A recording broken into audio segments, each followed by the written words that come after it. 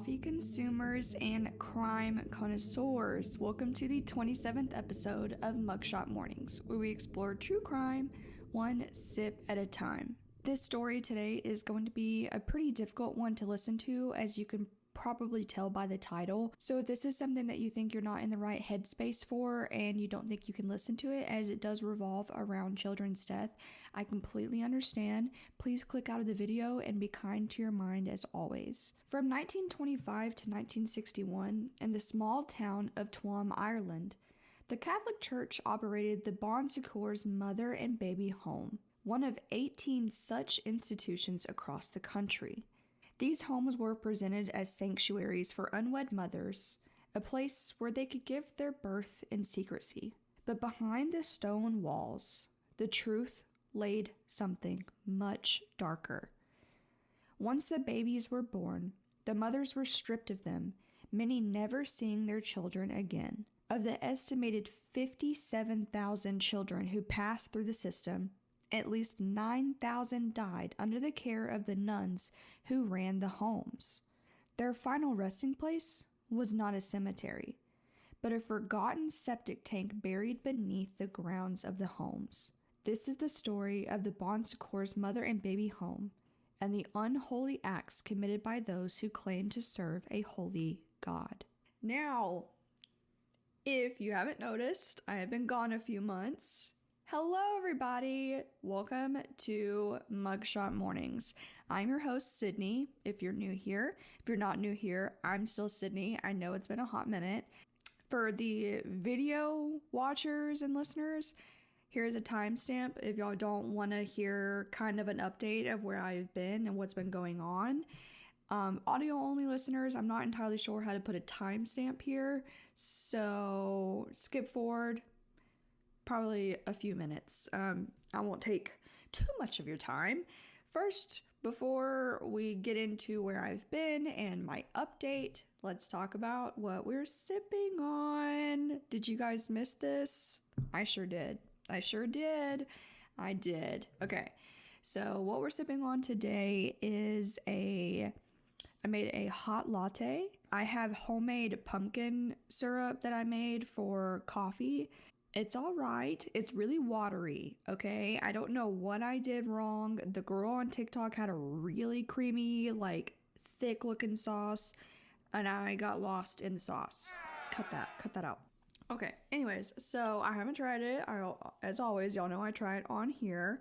Yep, it's still kind of watery, but it's all right. The reason why I said I haven't tried it is I made the pumpkin yesterday, and I put it in an iced latte, and it made my iced latte really watery, so I was like, I tried it in a hot latte today. It's still pretty watery, so I think it's the sauce. I don't think it's the coffee, because I've kind of locked down. Y'all remember, and if not, it's all right, but I got a new espresso machine from my friend. For a while, I couldn't figure it out. It was pulling shots in a minute. I figured it out. I accidentally programmed to pull shots in a minute. Isn't that silly? Okay. So where have I been? All over. All right. So I had said that we should only be gone a couple months.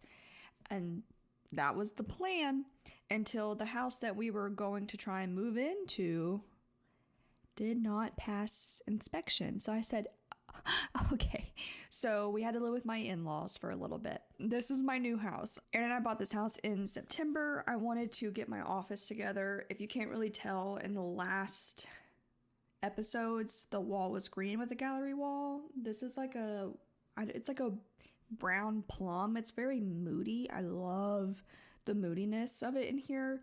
I love a dark office. I work in the dark if I don't have anybody in my actual office at my job.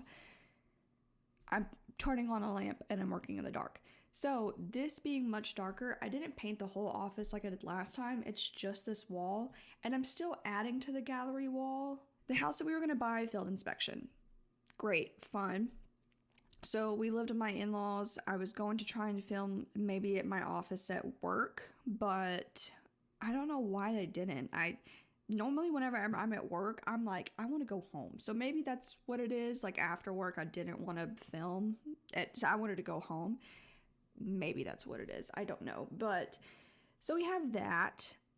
We moved into this house, and it's an older house than our last house, but we have more land, and we're out of the city limits. We're kind of like out in the country, but not really, because we're like perfectly in the middle. We're like the city that we're in is like population 12, and then we're 10 minutes from population like 30,000. So we're good. We're outside the city limits, and we're having a good time.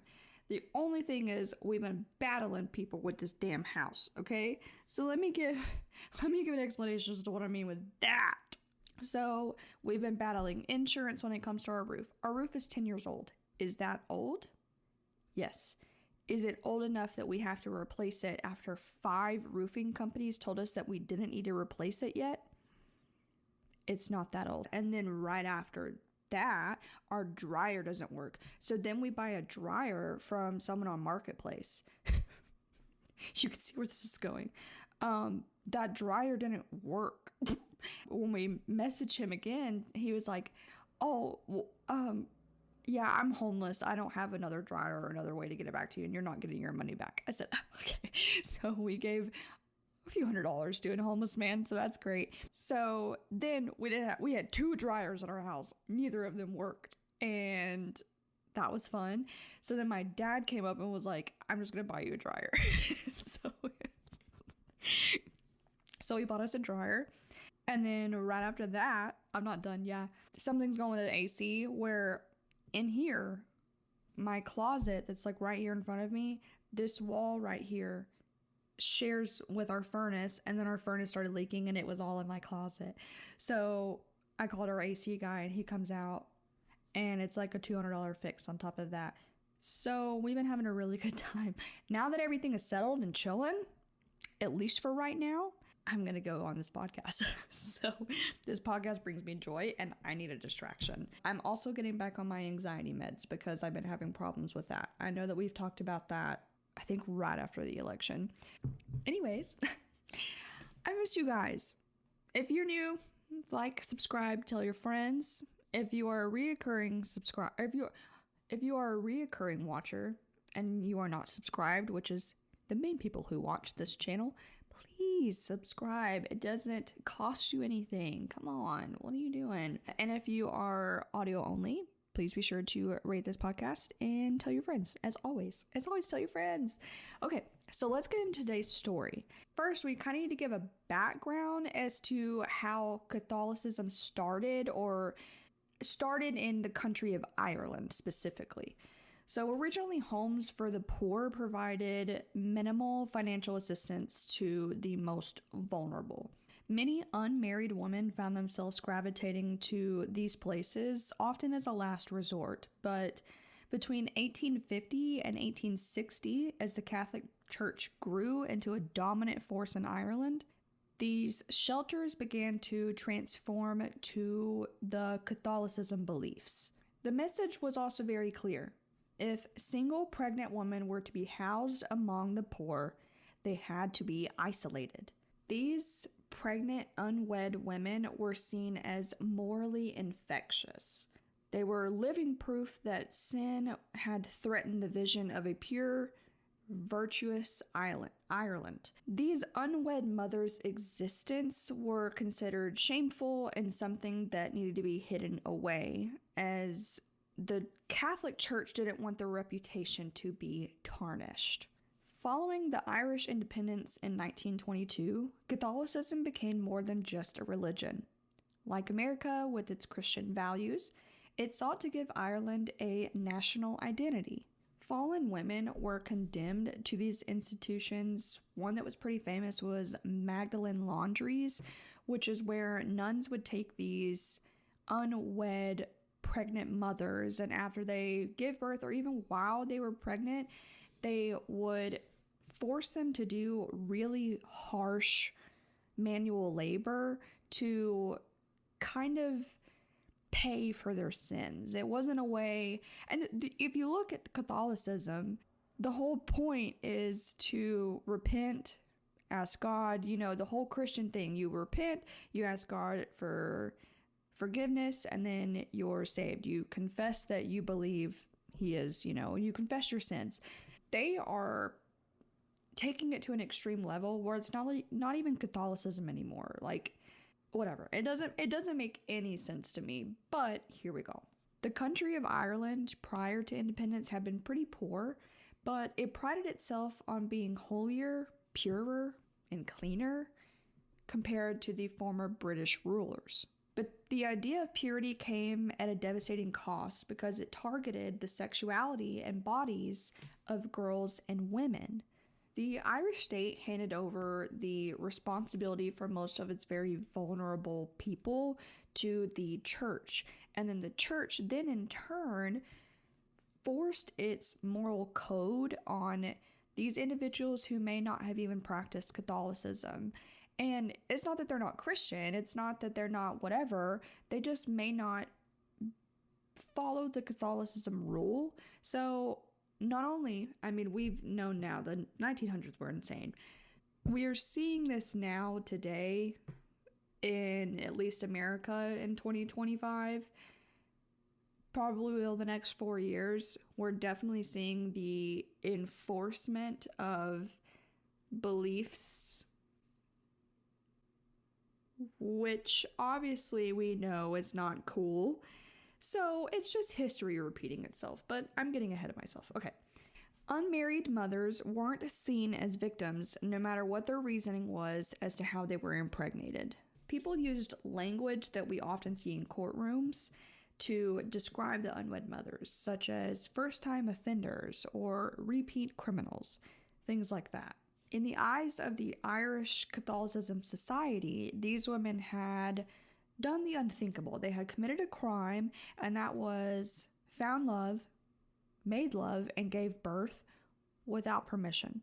Now, was this permission from God, from the Pope, from the fathers?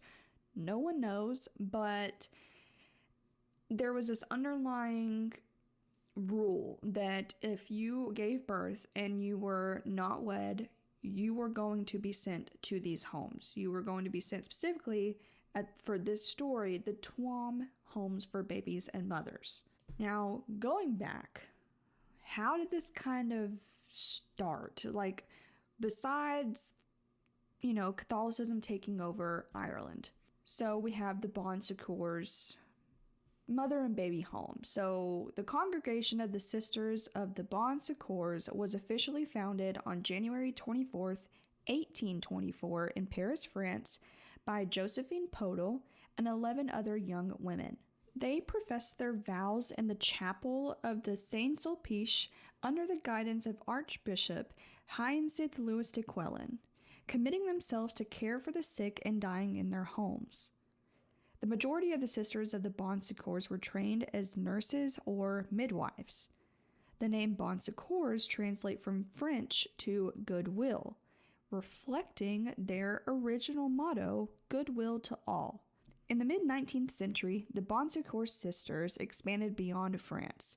They established convents in both the United Kingdom and the United States. They arrived in Maryland and eventually founded a convent that, in 1919, became the Bon Secours Hospital.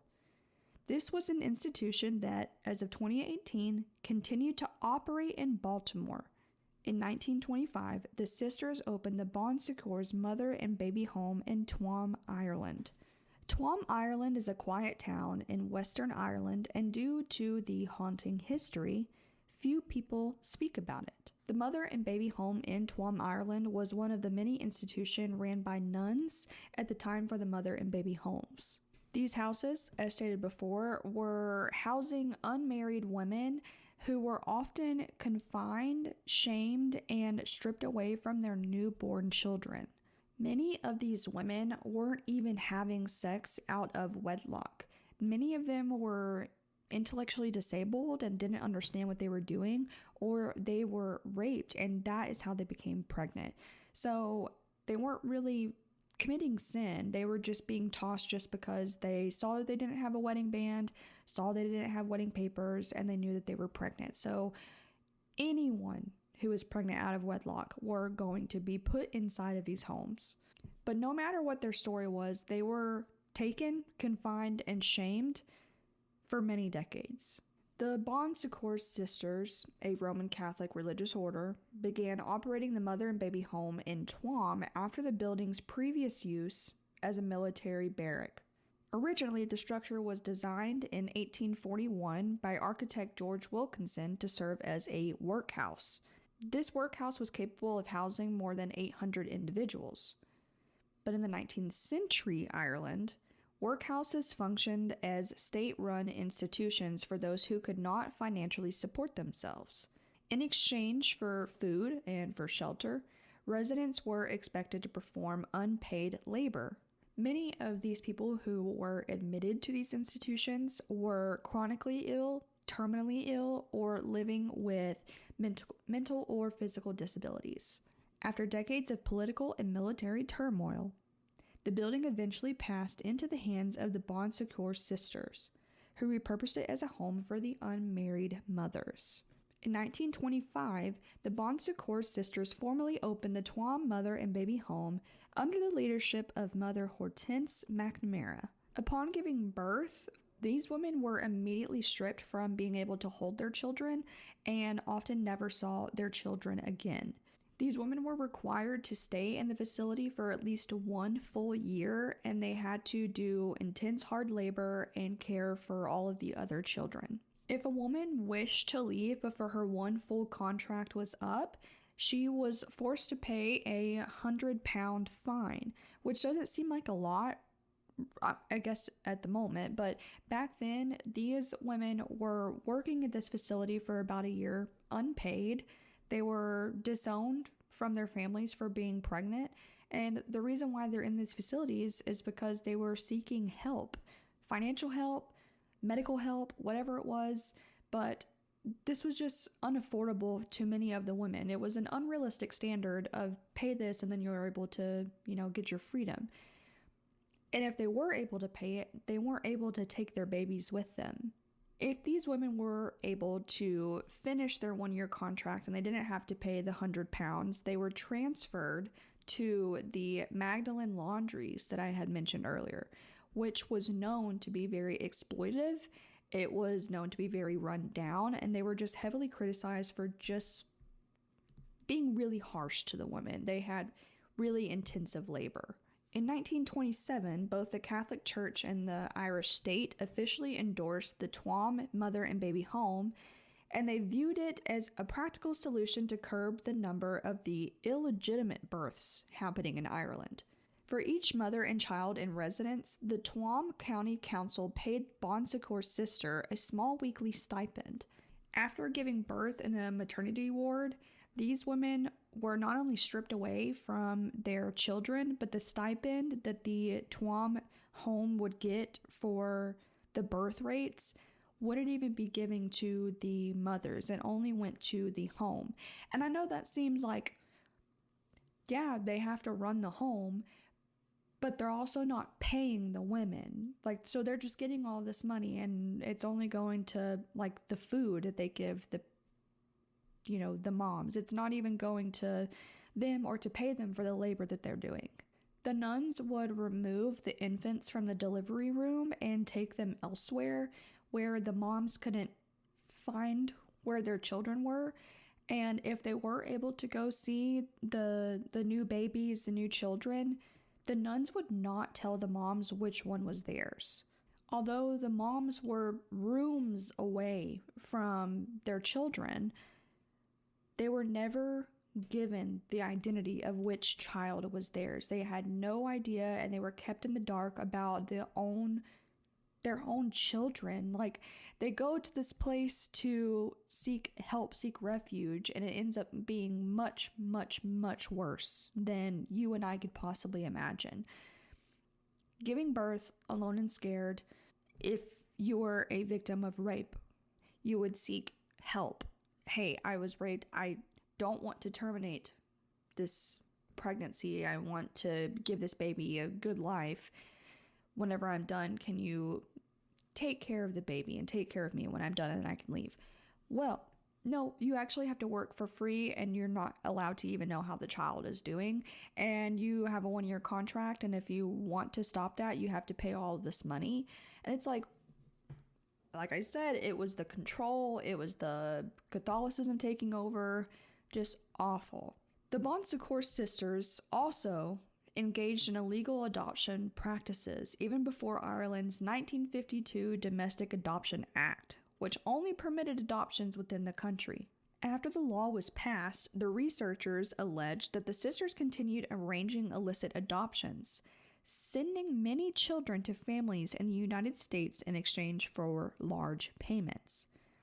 Between 1950 and 1980, more than 2,000 children were sent from Ireland to the U.S., many without their mother's knowledge or consent. Many of the mothers believed that they were still in a separate wing and they just weren't able to see them yet. The living conditions inside the home were often really overcrowded and unsanitary, which contributed to high infant mortality rates.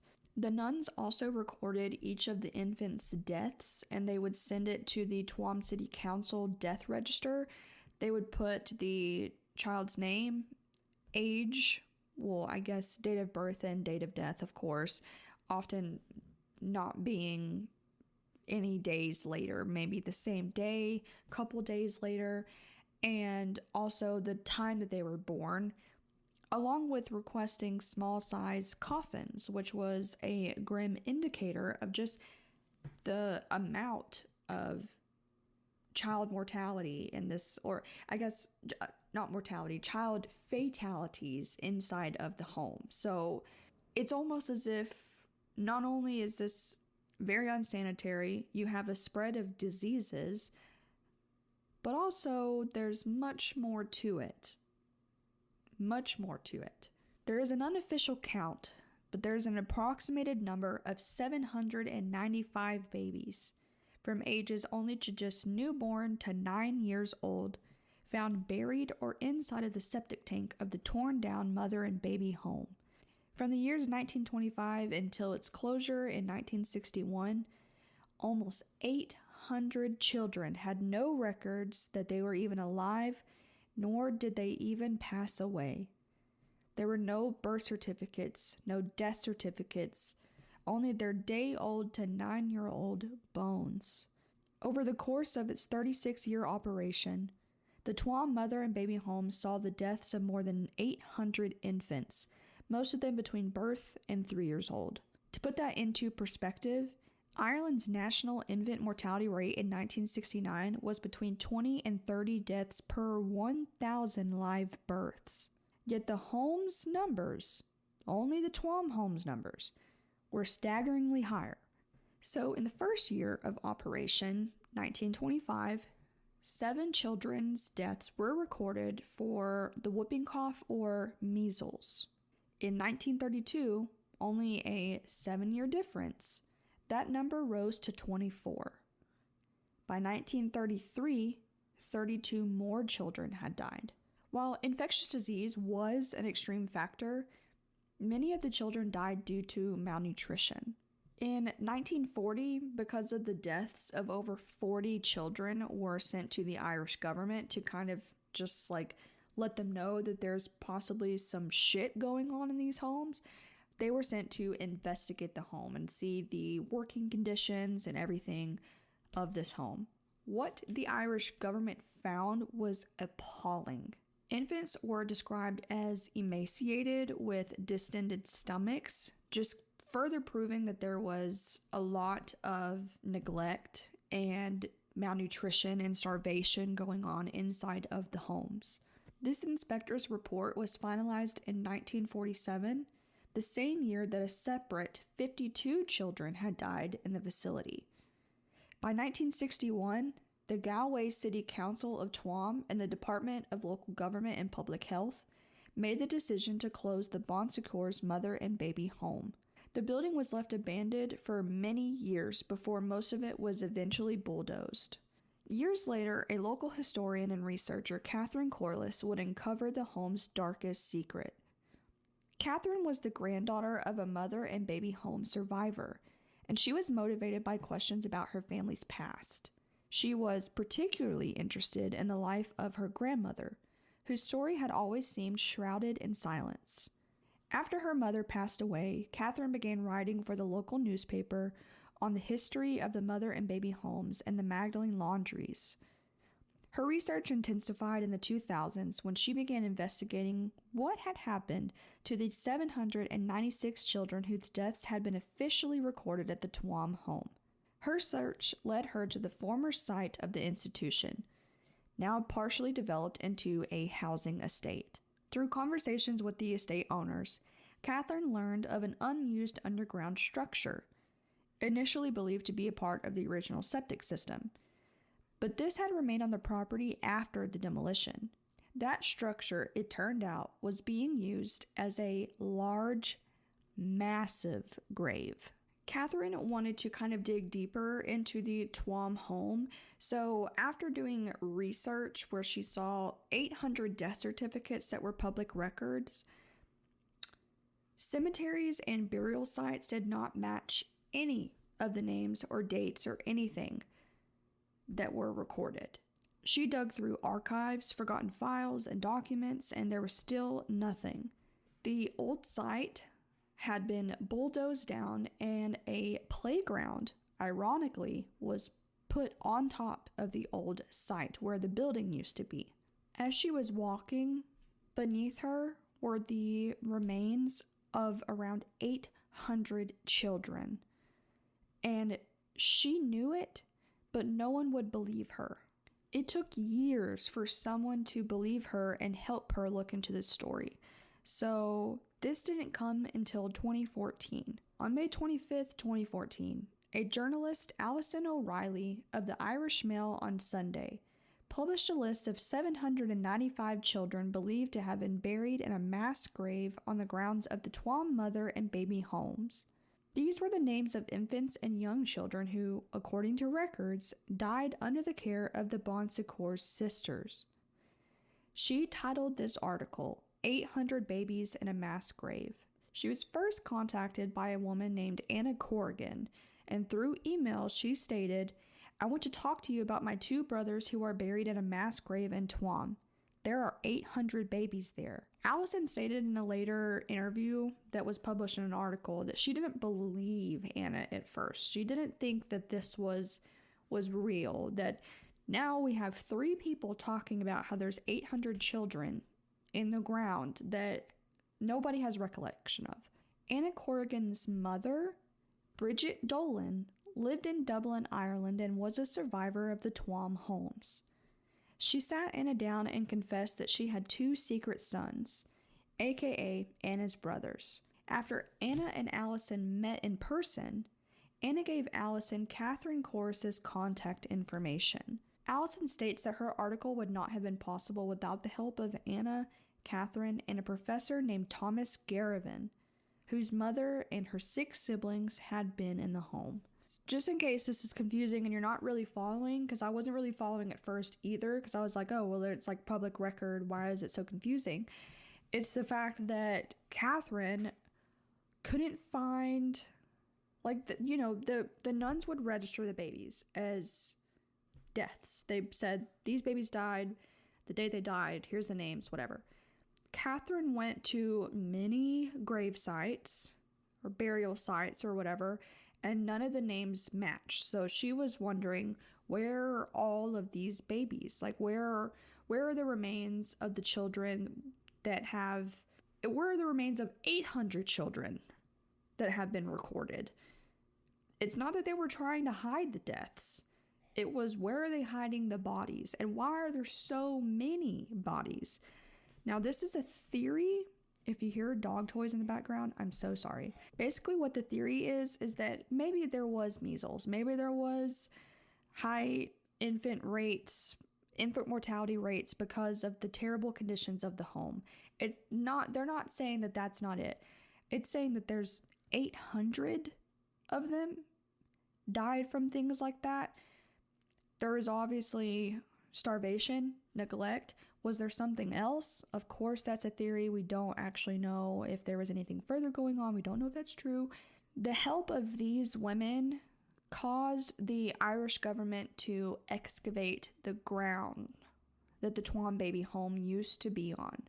In 2017, remains of the children were excavated from the septic tank, thanks to the Irish government. This discovery shocked the nation and the world. The findings revealed not only the scale of the infant mortality within the home, but also the extent to which their deaths had been hidden, both literally and historically. Because there was no police investigation and no official exhumation, the truth about the children buried beneath the Tuam mother and baby home remains incomplete. Their faces, names, and stories are still missing from historical record. Now, when these remains were found, there was just bone fragments everywhere in the ground, meaning they didn't even care to give these babies a proper burial. They were just in the ground. They didn't have the small coffin boxes that they were requesting. They weren't even put in makeshift wooden boxes or anything, just put in the ground. But now a national investigation started. It was revealed that there was an estimated 9,000 children who died all across mother and baby homes between the 1920s and 1990s. All across all of the homes, Tuam stood out the most because of how disrespectful they were about the burial of these babies. So not only were there 9,000 children remains found, Tuam stuck out the most because of how awful it was.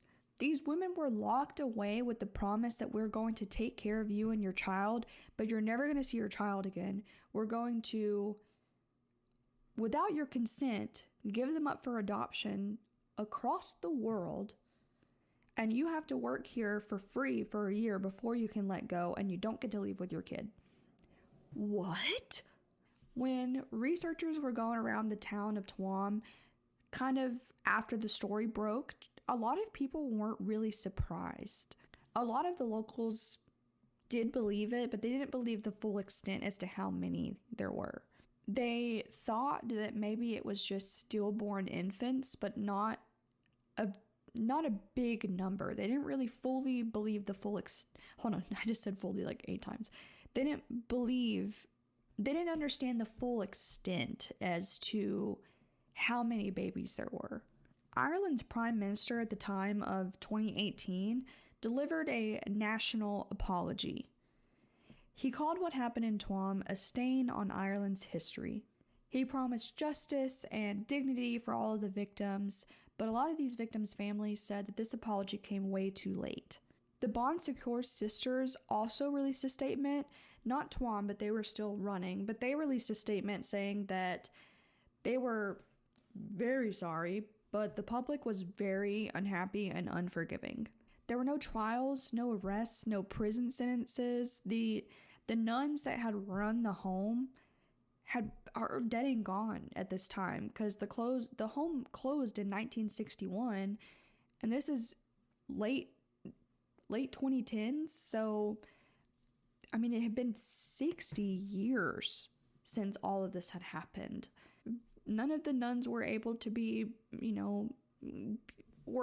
prosecuted to give justice to all of the babies' families. Because although it closed in 1961, you still have all the years prior. You have the 40 years prior that it ran.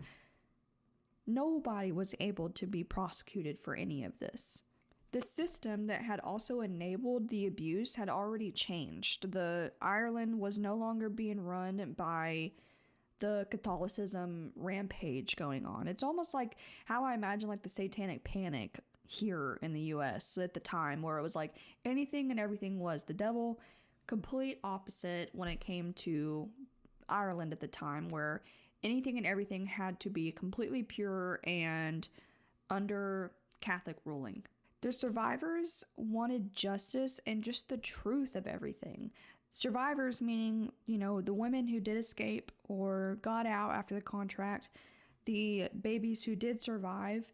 We just want to know, who are these children? Who do they belong to? A team of archaeologists and forensic scientists arrived in Tuam, Ireland, but they weren't there to just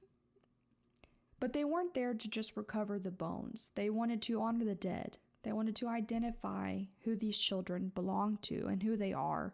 They wanted to give them dignity and a proper burial. The work lasted a long time, and it was painstaking. It was very strenuous work. there was remains of 60 years worth of children being buried. They had a lot to dig through, a lot to go through. Many of the remains were small and fragile. A lot were decayed. Some were scattered throughout the septic system, some just in the ground. DNA testing to find out who these children are it was going to take months, possibly years, to get a full answer to who these children were, but it was a beginning. For the first time ever, these children were being brought to light, and people were wanting to say their names and wanting to give them the attention that they deserve. As the work continues, many families still search for answers. Others have already chosen peaceful resting places to rebury their loved ones and give them a proper burial that were not just in a secretive septic tank. Children who grew up never knowing who they were, people who were unwillingly adopted out of the country, are now given chances to meet their birth families, the ones who were still alive, of course. Some of the most powerful parts of the story are not found in government reports or even newspaper headlines, but they are in the voices of those who endured it. In quiet homes across Ireland, women now in their 80s and 90s have finally begun to speak out about what they went through in the early years of the horrible, horrible homes. These are the women who were once girls, who were unmarried but sent away to be shamed and feel guilt for so long. Some of them had their babies taken away from them without warning, and they never seen their babies again. They weren't able to give them a name, celebrate their birthdays, nothing. Some weren't even able to hold their child when they were first born. Others had to watch the infants die in front of their eyes and just be taken away, weren't even able to hold them, look at them, and just process what just happened. While others were being sold to different countries without the mother's consent. And they went their whole time at this home believing that their babies were just in another room. They were going to be able to end their contract and take their babies with them. The story of the Tuam mother and baby home is not just about the past. It is a reflection of what happens when a society turns away from the most vulnerable, when shame is allowed to outweigh compassion, and when silence becomes more acceptable than truth. For decades, mothers were hidden, children were taken, and the dead were forgotten. This story would not have been possible without the researchers persisting that something not only bad had happened, but who were these children? This story wouldn't have been possible without the survivors coming forward and telling their story and their recollection of what happened in the homes.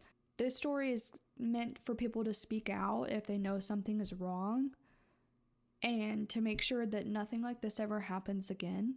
Thank you so much for listening. Thank you so much for being here.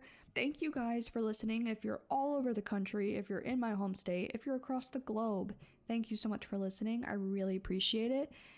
If you're on YouTube, like, subscribe, tell your friends. If you're on the audio only listening, please be sure to rate the podcast and share it, whatever you want to do. It really helps out this podcast. And yeah, I appreciate it. Thank you guys for being so patient and letting me have that time off to kind of figure out where I'm going to live and come back. I love you guys so much.